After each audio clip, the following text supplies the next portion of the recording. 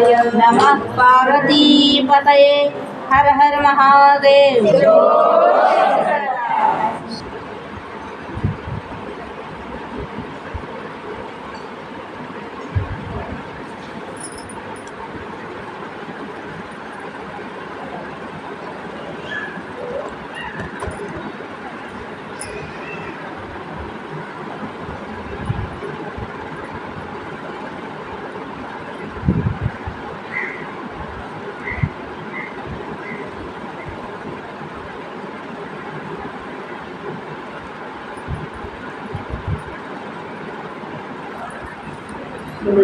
శ్యామల తల్లికి నా గురువైనటువంటి బ్రహ్మశ్రీ సుభాష్ పత్రిజీ గారికి నా తల్లిదండ్రులకి ఆత్మీయులను తెలియజేసుకుంటూ ఆత్మీయులందరూ ఆత్మీయులు ఉన్నారు.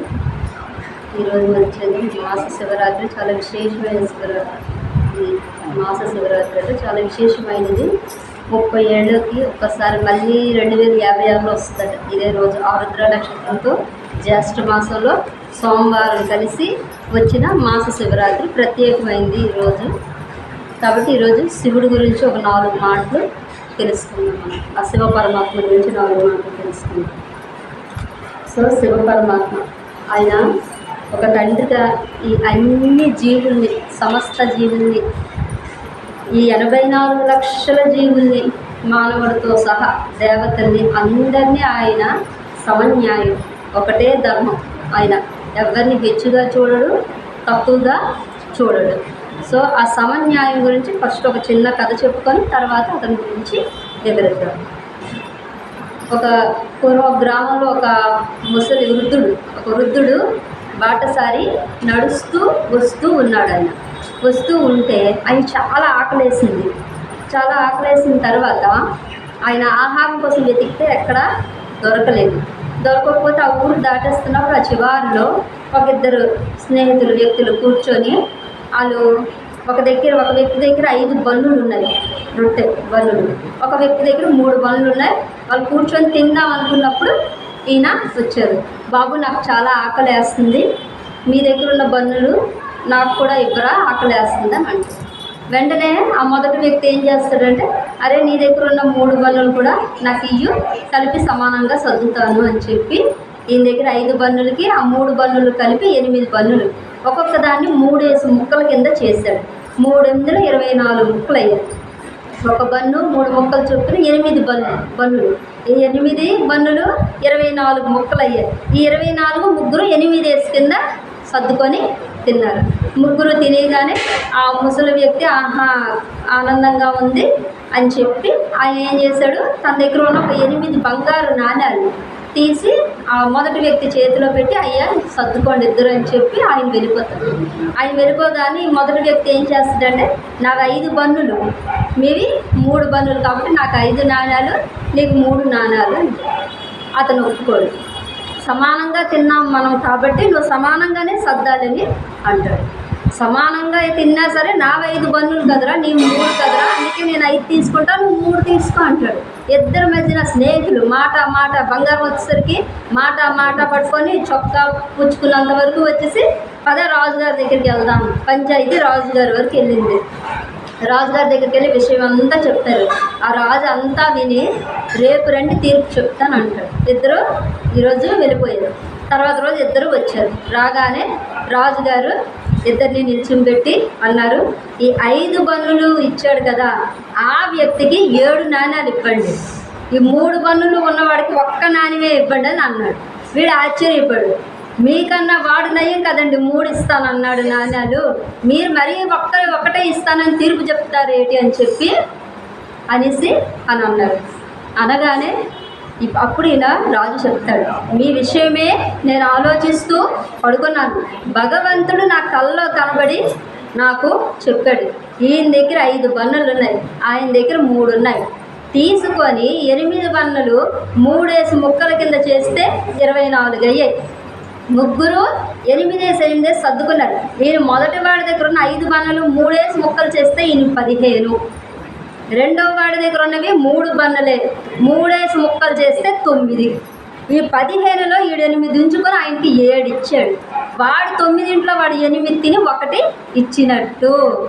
అంటే ఎవరు ఎక్కువ ఇచ్చారు? 5 బన్నుల దగ్గర ఉన్నవాడే ఇచ్చాడు. అక్కడ సమానంగా సర్దుకొని తినడం వల్ల లెక్క వాళ్ళకి తెలియలేదు. కానీ ఈ లెక్క ఎవరు వేశారు? భగవంతుడు వేశాడు ఈ లెక్క. భగవంతుడి న్యాయం ఎలా ఉంది? 7 ముక్కలు ఇచ్చాడు కాబట్టి వీడికి 7 నాణ్యాలు, వాడు ఒక్కటే ఇచ్చాడు కాబట్టి ఒక్క నాణ్యం. కానీ మనిషిగా ఆలోచించి ఏం చేశాడు? నాకు 5 బన్నులు కాబట్టి 5, నీకు 3 ఇస్తాను రా అని చెప్పి 3 అని అన్నాడు. కానీ వాడు అత్యాశకు పోయి ఏం చేశాడు? ఒక్క నాణ్యంకి వచ్చేసాడు. 3 అందాల్సిన దగ్గర ఒక్కటి. అది భగవంతుడి యొక్క న్యాయం. అంటే మనం అనుకుంటాం, నేను చాలా మంచి పనులు చేస్తున్నా, వాళ్ళు చేస్తున్నా, అంత మంచి జరుగుతుంది, ఇన్ని చేసినా నాకేటి ఇలాగా. ఆ వెనక భగవంతుడి న్యాయం ఉంటుంది. ఆయన లెక్క వేరేగా ఉంటుంది. మనం అనేసుకుంటాం ఇక్కడ ఆయన చేసే పనులే నేను చేస్తున్నాను కదా, ఆయన ఎంతమంది పెడుతుంటే నేను అంతమంది పెడుతున్నాను కదా, నేనేం తక్కువ చేస్తున్నా కానీ ఆయనకి అంత బాగా జరుగుతుంది, నాకెందుకు జరగట్లేదు? లెక్క వెనక్కి ఆయనది వేరే ఉందమ్మా, నీ లెక్క వేరేగా ఉంది. అది భగవంతుడు శివ పరమాత్మ న్యాయం అంతగా ఉంటుంది ఆ లోపలికి. ఆయన అంతగా ఆలోచిస్తాడు కాబట్టి ఇంత సృష్టి చక్కగా ఆయన నడిపిస్తూ వస్తున్నాడు. అయితే ఈ శివ పరమాత్మ ఈ గురించి నిజంగా చెప్తున్నాడు. సో శివుడు ఒక భగవానుడిగా ఈ లోకాన్ని నాశనం చేసే హాలాహలాన్ని అమాంతం మింగి అది ఎవ్వరికి హాని చేయకుండా కాపాడు. అంతే కదండి. హాలాహలాన్ని ఈ హాలాహలాన్ని స్వీకరించిన వాళ్ళు ఎవరు ఉంటారండి? అందులో నుంచి హాలాహల రాగానే అందరూ పరిగెట్టారు. అది వచ్చేస్తుంటారు పరిగెట్టి మరి శ్రీ మహావిష్ణువు చెప్తాడు, దీన్ని స్వీకరించిన వాడు ఒక్కడే ఉన్నాడు, ఆయనే స్వీకరించగలడు, వెళ్ళండి అందరూ ఆయన దగ్గరికి. శివ పరమాత్మ దగ్గరికి పరిగెడతారు అందరూ. పరిగెట్టగానే ఆయన పార్వతీమాతను అడుగుతారు తీసుకోవాలి. ఎందుకంటే భార్య పర్మిషన్ ఉండాలి కదా. హాలాహలం అంటే అది ఒకవేళ ఏమైనా చేస్తే ఈయనకి తెలిసి అదేం చేయదని, కానీ భార్య పర్మిషన్ అడగాలి కాబట్టి ఆమెని అడుగుతాడు. ఆమె ధైర్యంగా చెప్తుంది. ఎందుకు? సర్వమంగళ స్వరూపిణి, ఆమె మంగళ స్వరూపిణి. మన ఈరోజు మాంగళ్యం బాగుంటుంది, ఆమె అలాంటిది. ఆమె మాంగళ్యానికి ఎందుకు ఈ లోటు వస్తుంది? ఆమె చెప్పింది తీసుకో స్వామి. ఆయన తీసుకుంటాడు హాలాహలాన్ని. ఇప్పుడు తీసుకున్న ఈ హాలాహలం కిందకి వెళ్తే కింద ఉన్నవన్నీ అధోలోకాలు, పైన ఉన్నవన్నీ ఊర్ధ్వలోకాలు. కిందకి వెళ్తే అధోలోకాలు నాశనం అయిపోతాయి, పైకి వెళ్తే ఊర్ధ్వలోకాలు. ఇప్పుడు అది ఎక్కడికి వెళ్ళకూడదు, ఇక్కడే ఉండదు, దాన్ని అక్కడే నిలిపెడుతుంది. అంటే ఎంత మహానుభావుడో చెప్పండి. ఈ జీవరాశి అంతా పోకూడదు, సృష్టి అంతా నాశనం అవ్వకూడదని హాలాహలాన్ని తన కంఠంలో పెట్టుకొని నిలుపుకొని మనల్ని కాపాడుతున్న కరుణామయుడు పరమేశ్వరుడు. ఆ తండ్రి హాలాహలం తీసుకొని ఈ సమానత్వం, శివుడు సమానత్వానికి ప్రతీకండి. సమానత్వం అంటే ఏంటి? స్త్రీ పురుషుడు ఇద్దరు సమానమే. అందుకే అర్ధనారీశ్వర తత్వం ఇచ్చాడు.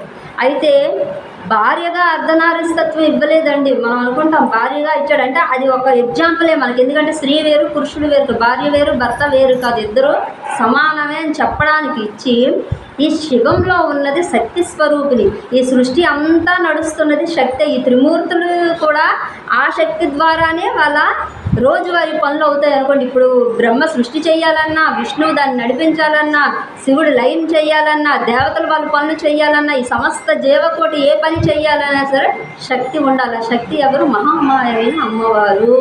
ఆ శక్తి తనలో ఉందని చూపించడానికి సగం శివతత్వం, సగం శక్తి తత్వం చూపించి రెండు చూపించారు. అర్ధనారీశ్వర తత్వాన్ని మనకి ఇచ్చారు. మనలోని కూడా శివం ఉంది, శక్తి ఉందని చూపించడానికి ఆ అర్ధనారీశ్వర తత్వాన్ని మనకి చూపించాడు ఆ పరమేశ్వరుడు.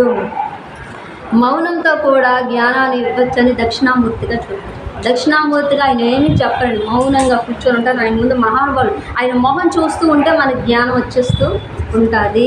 దక్షిణామూర్తిని తెల్లవారు లేవగానే ఒక్క నిమిషం ఆయన మొహం చూసుకొని మన పనులు చేసుకుంటే అపారమైన జ్ఞానం వస్తూ ఉంటుందండి. ఆ జ్ఞానానికి ప్రతీక దక్షిణామూర్తి. మౌనంగానే మనకి జ్ఞానాన్ని అందిస్తారు.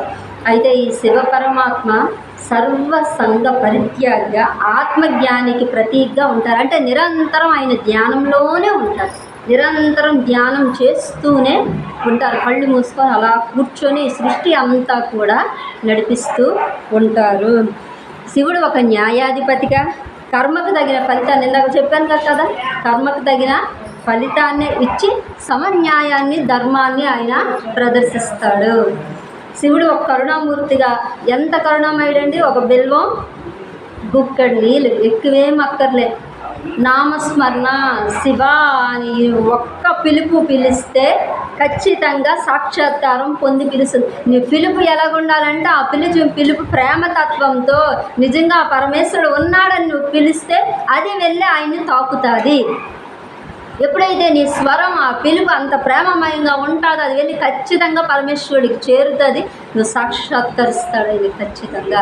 ఆయనకి వేయాల్సిందల్లా ఒక్క బిల్వం గుక్కడి నీళ్ళు శివనామం, శివ అన్న పిలుపు చాలు, కరిగిపోతుంది. నువ్వు ఇంకేమీ చెయ్యక్కర్లేదు, ఏ రకం అది వేస్తే చాలు ఆయన కరిగిపోయేటంత కరుణామయుడు పరమేశ్వరుడు. ఈ శివ పరమాత్మను నమ్ముకుంటే ఈ ప్రపంచమంతా కూడా నిన్ను విడిచిపెట్టేసి చివరికి నాకెవరూ లేరని నువ్వు ఏడుస్తున్నప్పుడు నేనున్నానని నీకు భరోసా ఇచ్చేవాడు శివ పరమాత్మ. ఆయన నమ్మితే అలా ఉంటుంది. అందరూ నిన్ను విడిచిపెట్టేసిన తర్వాత ఒక్కరిదాన్ని కూర్చొని ఏడుస్తూ నాకెవరు లేరురా అని కూర్చొని నువ్వు బాధపడుతున్నప్పుడు నువ్వు బాధపడకరా నాయన నేనున్నాను నీకని చెప్పి భరోసా ఇచ్చింది శివ పరమాత్మ. అంటే ఆయన మనం ఎంత గట్టిగా పట్టుకుంటే ఆయన మనల్ని అంత గట్టిగా పట్టుకుంటాడు, విడిచిపెట్టడు. మనలోనే ఉంది ఆ తండ్రిని ఎలా పట్టుకోవాలనేది. ఒక నామస్మరణ చేయడానికి ఏంటి కష్టం మనకి? ఇక్కడే శివలింగం ఉంది, చక్కగా ఇన్ని నీళ్ళు ఒక బెల్లం వేసుకోవడానికి ఏముంది, వచ్చి చాలు ఆ రోజు ఆ పిలుచుకుంటే చాలు, తండ్రి తండ్రి తండ్రి అని చాలు. ఆయన సాక్షాత్కారం, ఇంకేమీ కోరడు ఆయన. నువ్వు ఎన్ని రకాలు వేసావు, ఎన్ని పెట్టావు, ఏమీ చూడడు ఆయన. శివుడు ఒక వైరాగ్యమూర్తిగా కైలాసానికి అధిపతి అయినా సరే ఏం ధరిస్తాడండి? పులి చర్మం, పాములు, రుద్రాక్ష, ఇవే కదా ఆయన. విభూతి ధరిస్తాడు, నిరాడంబరంగా ఉంటాడు. మళ్ళీ ఎవరు ఈ సృష్టి అంతా చేస్తున్న వ్యక్తి ఆయన అనుకుంటే బంగారు వజ్రాల సింహాసనం ఉండదు, ఎన్ని ఆభరణాలైనా వేసుకోవచ్చు, కానీ నిరాడంబరతకి నిదర్శనం ఆయన. ఒక యోగి ఎలా ఉండాలో చూపించడానికి అది.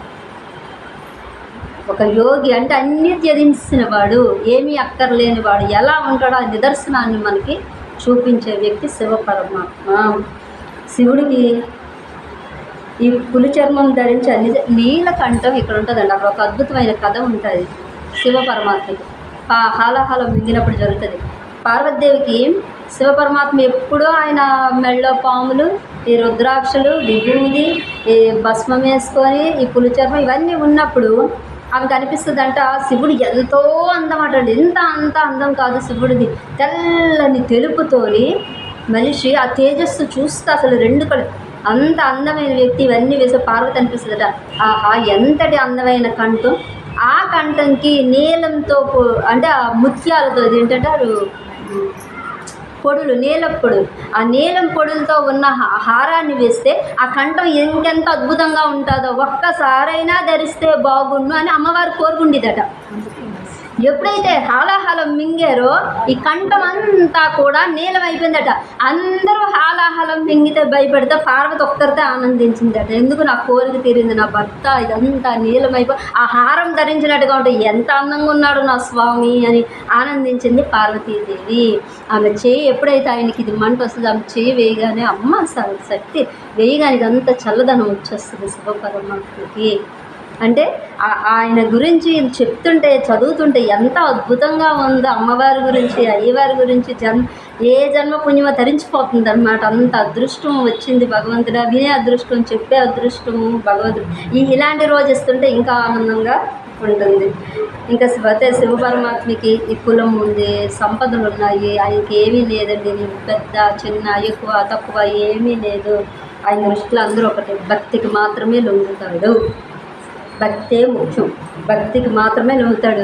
ఇప్పుడు నీ దగ్గర ఉంది డబ్బు, నువ్వు ప్రసాదం ఎక్కువ రేటు తెచ్చి ఏదో వెరైటీ తెచ్చి పెడతావు. లేని ఆవిడ ఉన్న దాంట్లో చిన్న అటుకులు తెచ్చి పెడుతుంది.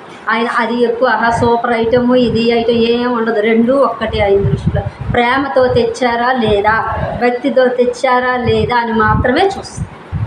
భగవంతుడి యొక్క మరి ఎంత సమన్యాయం పాటించి ధర్మం పాటించిన వాడు అలాగే చూస్తాడు. అందరూ ఆయన దృష్టిలో ఒక్కటే.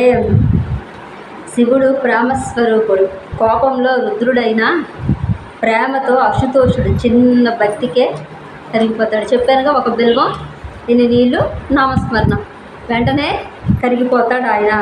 శివుడు ఒక సత్యంగా పుట్టుక ముందు ఉన్నాడు, మరణం తరువాత కూడా ఉన్నాడు. ఎవరు పుట్టుక చావులు శరీరానికి అంటే ఈ జీవుడికి ఉండదు, శరీరానికి ఉంటుంది. పుట్టుక చావు మనం ఉందని అనుకుంటాం, ఆయన ముందు ఉన్నాడు, తర్వాత ఉన్నాడు, ఎల్లవేళలా ఉంటాడు. ఆదియు అంతం ఏమీ లేనివాడు ఆయనే శివ పరమాత్మ.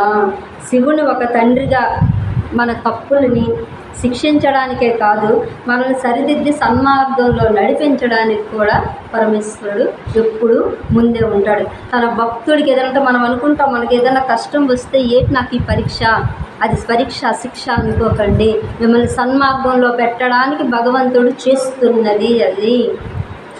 నేను ఎన్నోసార్లు చెప్పాను, మనకి ఎవరి వల్ల ఒక ఇబ్బంది వస్తుంది అని అంటే దానిలో ఒక లెసనే ఉంటుంది, ఒక లెసన్ ఉంటుంది.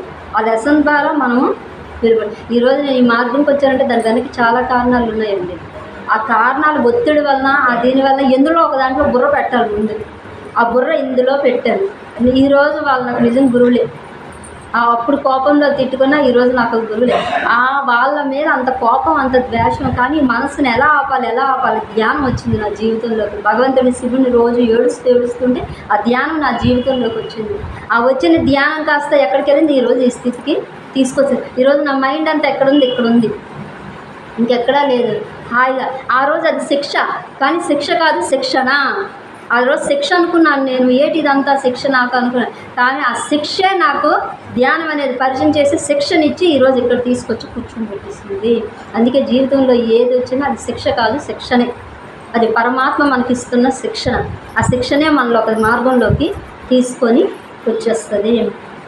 తర్వాత ఈ అలసిపోయిన మనస్సుకు ఓదార్పు ఆయనే, ఓడిపోయిన జీవితానికి ధైర్యం ఆయనే, ఒంటరిగా మిగిలిన వారి జీవుడికి తోడు కూడా ఆయనే. అందుకే శ్మశానంలో కూర్చొని ఉంటాడు. పార్వతి అడుగుతుంది, ఎందుకు స్వామి నీవు ఇక్కడ కూర్చున్నావంటే, నేను నాది అని బతికినని ఈ జీవుడు మరణించిన తర్వాత భార్య పిల్లలు ఎంతవరకు వస్తారో వాళ్ళు అక్కడి వరకు వస్తారు. ఆ తర్వాత కుమారుడు అంతవరకు వస్తాడు శ్మశానం వరకు. అక్కడ ఒక్కసారి చితికి ఎత్తాక వెనక్కి ఎవరో తిరిగి చూడు వెళ్ళిపోతారు. జీవితంలో నాది నా వాళ్ళని వీళ్ళ కోసం ఇంత కష్టపడి చేస్తే ఈరోజు ఇక్కడ ఎవరూ లేరు, నేను ఒక్కడనే అయిపోయానా, నా జీవుడు ఏడిస్తే ఒరే ఏడవగరా నాయన నేనున్నా నీకు ఇక్కడ అని చెప్పడానికి నేను శ్మశానంలో కూర్చున్నాను పార్వతి అని. అంటే చూడండి, ఈ జీవుడికి ఆ చివరి క్షణంలో తోడెవరు ఎరిపేటప్పుడు పరమేశ్వరుడే తోడు. వీళ్ళెవరు తోడు రారు, ఎవరు రారు. సో ఈ చివరి శ్వాస వరకు నేనున్నానని చెప్పే పరమాత్మ మన శివయ్య. తండ్రి శివయ్య, నాకు ఈ జన్మరాహిత్యం ఈ జన్మరాహిత్యాన్ని కలిగించి నీ పాదాల చెంత నాకు చోటు కలిగించాలని మనం కోరే చివరి కోరిక అదే అయి తీరాలి. ఇంకొక కోరిక మనకు ఉండకూడదు. ఏం కోరాలి మనం? జన్మలేని స్థితి నాకు కలిగించి నీ పాదాల చెంత నాకు చోటు ఇయ్యయ్యా, ఈ జన్మకి నాకు అది చాలు, మరొద్దు, నీ పాదాల చెంతే నా జీవితం ఇంకా ఉండిపోవాలని మన చివరి కోరికగా ఎప్పుడైతే చేసుకుంటో అదే స్థితి నిర్గుణ స్థితి. అంతే, ఆ స్థితి రాకపోతే కోరికలు వస్తూనే ఉంటాయి. నిర్గుణ స్థితికి వెళ్ళిన వాడు కోరికది మరేమీ వద్దు. మళ్ళీ జన్మ కోరుకుంటే మళ్ళీ మాయ, మళ్ళీ కర్మ. అసలు జన్మే లేని స్థితి నాకు కావాలయ్యా, వద్దు, నీ పాదాల చెంతే చాలు, నాకు ఈ జీవితాన్ని ఆనందంగా గడిపేస్తాను నీ పాదాల దగ్గరనికి జీవుడు కోరాల్సిన కోరిక. హర హర మహాదేవ, హర హర మహాదేవ, హర హర మహాదేవ. జై శ్రీకృష్ణ, జై శ్రీకృష్ణ, జై శ్రీకృష్ణ, జై శ్రీకృష్ణ, జై శ్రీకృష్ణ, జై శ్రీకృష్ణ. ఓం శ్రీ పరమాత్మనే నమః. ఓం శ్రీ పరమాత్మనే నమః. శ్రీమద్భగవద్గీత, శ్రీమద్భగవద్గీత. తృతీయోధ్యాయః. కర్మయోగః. శ్రీ భగవాన్ ఉవాచ. శ్రీ భగవాన్ ఉవాచ. ఈరోజు 23 కదా. సరే, యది హేయం నవర్తేయం జాతు కర్మణ్యతః మమ వర్త్మానువర్తంతే మనుష్య పార్థ సర్వసః. यदि अहं न वर्तेयं यदि अहं न वर्तेयं यदि अहं न वर्तेयं यदि अहं न वर्तेयं जातु कर्मण्यतन्द्रितः जातु कर्मण्यतन्द्रितः जातु कर्मण्यतन्द्रितः जातु कर्मण्यतन्द्रितः मम वर्त्मानुवर्तन्ते मम वर्त्मानुवर्तन्ते मम वर्त्मानुवर्तन्ते मम वर्त्मानुवर्तन्ते मनुष्याः पार्थ सर्वशः मनुष्याः पार्थ सर्वशः मनुष्याः पार्थ सर्वशः मनुष्याः पार्थ सर्वशः భగవాన్ చెప్తున్నారు అర్జునుడితో, ఎలననా ఓ పార్థ అర్జున, ఎప్పుడైనను నేను సావధానుడినై కర్మలయందు ప్రవర్తింపకున్నచో లోకమునకు గొప్ప హాని సంభవించును. ఏమన్నారు ఇక్కడ? నేను కనుక కర్మలు ఆచరించి ఉండకపోతే లోకంలో చాలా హాని జరుగుతుంది. ఎందుకనగా మనుష్యులందరూ అన్ని విధముల నా మార్గమును అనుసరిస్తారు. అంతే కదా, భగవానుడే కదా చూసి మనం అన్ని ఆదరిస్తాం. అయితే గృహస్థుడికి మన శాస్త్రం ఏ కర్మలు విధించిందో, అంటే కృష్ణ భగవానుడు ఆయన క్షత్రియుడు కదా, క్షత్రియుడికి ఏ శాస్త్రం ఏ కర్మలు విధించిందో ఆయన తూచా తప్పకుండా ఆచరించారు. నేను చెప్పుకున్నా ఆయన ఏంటంటే చేశారు, తూచా తప్పకుండా ఆయన కర్మలు చేశారు. అంటే ఏ గృహస్థుడండి ఇంత తూచా తప్పకుండా కర్మలు ఆచరించారు? భగవానుడు ఆయన. అయితే కృష్ణ పరమాత్మ చెప్తున్నారు అర్జునుడు, అర్జున, నేను కనుక కర్మలు ఆచరించి ఉండకపోతే ఈ ప్రజలు ఏమనుకుంటారో తెలుసా? క్షత్రియ కుటుంబంలో పుట్టిన మహానుభావుడు, దేవాది దేవుడైన భగవంతుడు ఈయనే కర్మలు ఆచరించి ఉండకపోతే మేము ఎందుకు ఆచరించాలి అంటారా? అంటారు. దాని వలన ప్రజల యొక్క వాళ్ళ యొక్క కర్తవ్యం ఏమిటో, వాళ్ళ యొక్క అసలు ధర్మ అధర్మాలు ఏమిటో వాళ్ళకి తెలియ అయోమయ స్థితిలో వాళ్ళు పడిపోతారు. నువ్వు ఒకసారి పడ్డావు కదా అని ఎవరంటున్నారు? కృష్ణుడు అర్జునుడు. ఎందుకు? యుద్ధ భూమిలోకి వచ్చిన తర్వాత నేను భిక్షం ఎత్తుకునైనా బ్రతుకుతాను అనే మాట ఒక సన్యాసి మాట్లాడాలి. నీ ధర్మం ఏమిటి? నువ్వేం మాట్లాడుతావు? అయోమయంలో పడ్డావా లేదా? పడ్డావు కదా. కాబట్టి ఖచ్చితంగా ఇక్కడ ఏం చెప్తున్నారు శ్రీకృష్ణ పరమాత్మ? ఎప్పుడైనాను నేను సావధానుడినై కర్మల యందు ప్రవర్తింపకున్నచో లోకము గొప్ప హాని సంభవిస్తుంది. కాబట్టి ప్రజలందరూ కూడా మనుషులందరూ నా మార్గంలో అనుసరిస్తున్నారు. అందుకు నేను ఖచ్చితంగా కర్మలు ఆచరించాలి అని శ్రీకృష్ణ పరమాత్మ కర్మలు ప్రతి మనుషులు కూడా ఏ కర్మలు విడిచిపెట్టకూడదు అని క్లియర్గా చెప్పారు. శ్రీకృష్ణ అయితే మనం హారతి ఇచ్చినప్పుడు ఏం చేద్దామంటే ఇటువైపు అందరూ పురుషులు, ఇటువైపు అందరూ స్త్రీలు ఒక లైన్లో ఉన్నామనుకోండి. హారతి ఇచ్చినప్పుడు లైన్లో అలా ఇచ్చేవచ్చు. ఇంకొకలేమో తీర్థం అలా వెనక పట్టుకుంటారు, ఇంకొకలేమో ప్రసాదం. మనకి టైం సేవ్ అవుతుంది. అలా చేద్దాం. అక్కడ ఇవ్వండి. అలా చేద్దాం. ఇక్కడ జెంట్స్ అందరూ ఒక లైన్, లేడీస్ అందరూ ఈ లైన్లో ఉంటే మనకు హారతి ఇచ్చేటప్పుడు ఈజీగా ఉంటుంది, తీర్థం ఇచ్చేటప్పుడు ఈజీగా ఉంటుంది. అది నా అభిప్రాయం.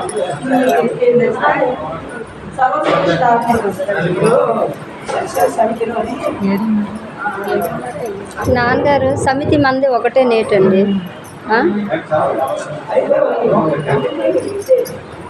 చూద్దాం ఉండండి. మీరు మరి చెప్పండి, కలసి చెప్పండి.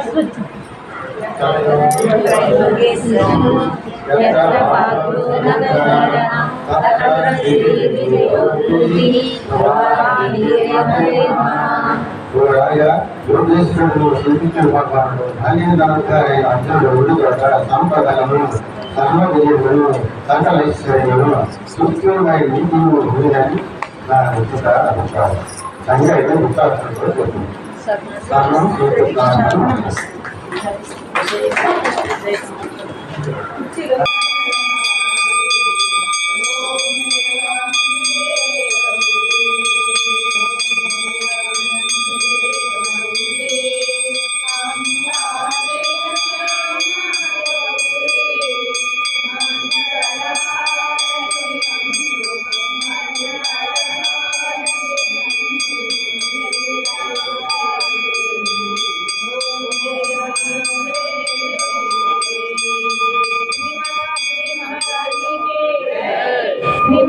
श्री महाराज की श्री माता श्री महारानी की जय श्री श्यामलांबा तल्ली की जय श्री श्यामलांबा तल्ली की जय श्री श्यामलांबा तल्ली की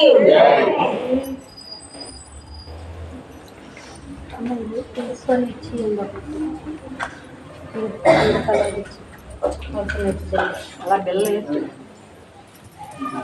బిల్లులు ఇందులో ఉన్నాయి కదా మరి ప్రసాదం ఏం ఓపెన్ చేసి పెట్టలేదు ఇప్పుడు పెట్టారు అక్కడ అందులో పెడితే మరి అమ్మకి తెలియదు కదా అదే ప్రసాదాలు నప్పుకోవడం అందుకని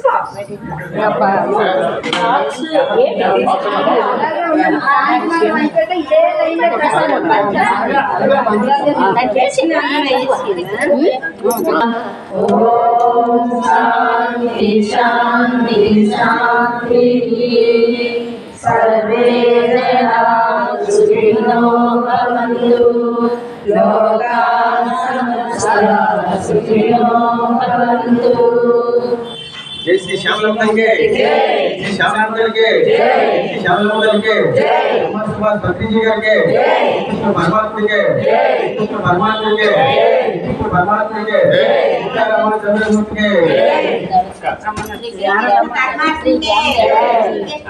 श्री